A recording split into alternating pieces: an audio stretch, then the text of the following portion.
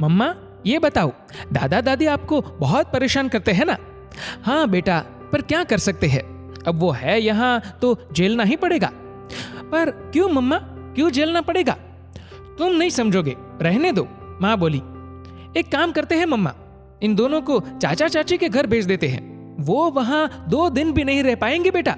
चाची तो दादी को देखते ही तुनक जाती है, और चाचा तो तुम्हारे चाची के पल्ले से ऐसे बंधे हैं कि वो उतना ही सुनते हैं जितना चाची कहती है। वहां इनका कोई गुजारा नहीं होने वाला। तो बुआ को बोल दो ना, ये उनके भी तो मम्मी पापा है, वो ही ले जाए कुछ दिनों के लिए इन दोनों को। तुम भी ना बड़े भोले हो बेटा, वहां नहीं जाएंगे दादा दादी, ढकोसला करेंगे कि हम तो बेटी के घर का पानी भी नहीं पी सकते, तो वहां जाकर रहेंगे कैसे? और अगर रहने को तैयार हो भी गए तो तुम्हारी बुआ के 50 बहाने निकल आएंगे। वो कम थोड़े ना है, वो भी तो अपनी माँ पर ही गई है। क्या मम्मा, मतलब कोई इन्हें अपने साथ नहीं रखना चाहता? एक काम करो मम्मा, इन्हें वहां पहुंचा दो। वो मैंने टीवी पर देखा था, कुछ ओल्ड एज होम टाइप्स है। अरे वो जो उस दिन मूवी में आ रहा था, वृद्धाश्रम कहते हैं उसे। मैं भी थक जाती हूँ काम कर करके, सुबह उठने से रात में सोने तक इनके नखरे झेलना। तौबा तौबा, कब तक आखिर? मैं भी कुछ दिन और देख रही हूँ, नहीं तो तुम्हारे पापा से बात करूंगी कि वो इन दोनों को वहीं छोड़ाए।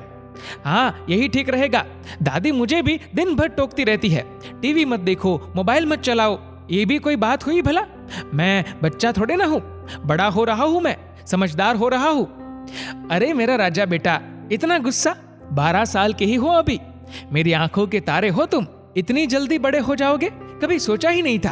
अब देखो, तुम बड़े होते जाओगे और हम बूढ़े होते जाएंगे, फिर तुम्हारी शादी करेंगे, प्यारी सी दुल्हनियां लाएंगे।